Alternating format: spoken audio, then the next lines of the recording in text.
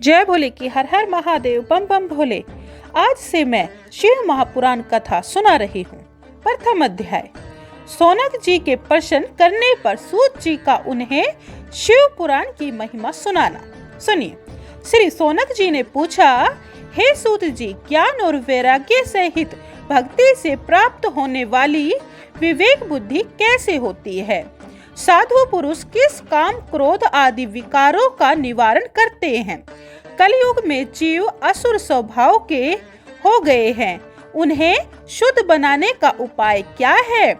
आप मुझे कोई ऐसा साधन बताइए जो कल्याणकारी वस्तुओं में श्रेष्ठ हो, जिसके करने से शीघ्र ही अंतःकरण की शुद्धि हो जावे तथा निर्मल पुरुष को सदा के लिए शिवजी की प्राप्ति होवे। श्री सूत जी बोले, हे व्यास जी, आप ऋषि वृंद धन्य हो। आप में कथा सुनने की उत्सुकता है तो सुनिए। मैं एक अति उत्तम शास्त्र का वर्णन करता हूँ।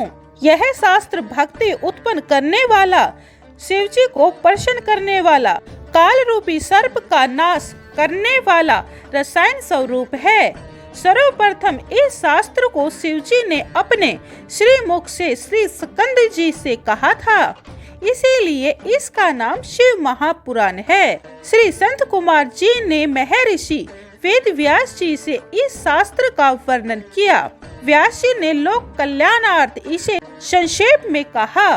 इस शास्त्र के श्रवण, पठन एवं मनन करने से कलियुगी जीवों का मन शुद्ध होता है और अंत में शिव पद प्राप्त करते हैं। इसके श्रवण मात्र से प्राणी को भुक्ति मुक्ति तथा राजशिव यज्ञों का फल प्राप्त होता है। इसके श्रोतागण शिव रूप होते हैं। इसके श्रोतागणों की चरण रज तेज स्वरूप है। यदि श्रवण करने को समय नहीं मिलता तो 2 ही घड़ी बैठकर सुने। यदि प्रतिदिन न सुन सके तो पवित्र महीनों में श्रवण करें, चाहे 1 मुहूर्त अथवा आधा क्षण ही सही। इस पुराण को अवश्य श्रवण करें, इसी से दुर्गति नाश होती है। श्रोता संसार के कर्म बंधन को पार कर जाता है। हे ऋषियों, सर्व प्रकार के दान एवं यज्ञों के करने से जिस फल की प्राप्ति होती है, वह फल इसके श्रोता को स्वयं ही प्राप्त हो जाते हैं। इसका श्रवण शिव नाम कीर्तन कल्प वृक्ष के समान फलदायक है। धर्माचरण त्यागने वाले दुर्बुद्धियों के लिए तो यह शिव महापुराण अमृत रूप है, लेकिन अमृत से तो केवल पीने वाला ही अमर होता है। शिव महापुराण की 7 संहिता है, 24,000 श्लोक हैं, 7 संहिताएं हैं। पहला विश्वेश्वर संहिता, दूसरा रुद्र संहिता, तीसरा शतरुद्री, चौथा कोकिरुद्री, 5वां उमा संहिता, 6ठा कैलाश संहिता, 7वां वायु संहिता। यह 7 संहिता वाला शिव पुराण परम दिव्य है, सर्वोपरि ब्रह्मा तुल्य है, शुभ गति देने वाला।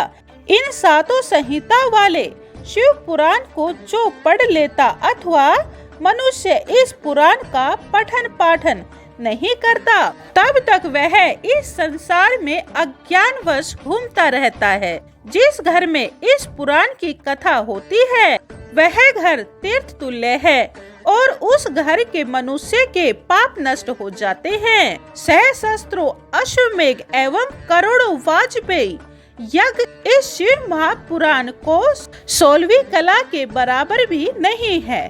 पाप करने वाला तभी तक पापी कहलाता है जब तक कि उसने भक्ति पूर्वक शिव महापुराण नहीं पढ़ा सुना। गंगा आदि पवित्र नदियाँ, 7 पुरी तथा गया आदि सभी तीर्थ इस पुराण की समझता नहीं कर सकते। यदि मनुष्य परम गति चाहे तो शिव महापुराण का एक ही श्लोक प्रेम पूर्वक अपने मुख से नित्य प्रति पढ़कर जीवन मुक्त हो सकता है। शिव महापुराण का अर्थ समझकर जो मनुष्य इसे पढ़ता और सुनता है, वह निश्चय ही पुण्य आत्मा है। अंत समय में जो इसका श्रवण करता है, उसे शिव जी अपना पद देते हैं। इस शिव महापुराण का जो प्रतिदिन श्रद्धा पूर्वक पूजन करता है वह इस लोक में उत्तम सुखों को भोग कर अंत में शिव पद प्राप्त करता है। इस शिव महापुराण का रेशमी वस्त्र से सत्कार करें तो वह सदा सुखी रहता है। शिव महापुराण शिव जी को सर्वप्रिय है। यह धर्म अर्थ काम मोक्ष को देने वाला है। आत्मवेता पुरुष को इस पुराण का सदा सेवन करना चाहिए। यह सर्वश्रेष्ठ तीनों पापों को हरने वाला, ब्रह्मा विष्णु आदि देवताओं को प्राण प्रिय, संतों का पूज्य है। इसीलिए मैं श्रद्धा भक्ति पूर्वक इस पुराण की वंदना करता हूँ, जिससे शिव जी प्रसन्न होकर मुझे अपने चरणों में स्थान दे। पहला अध्याय समाप्तम। जय भोले की हर हर महादेव, बम बम भोले। अब ये दूसरा अध्याय अगले दिन 6 बजे सुनिए।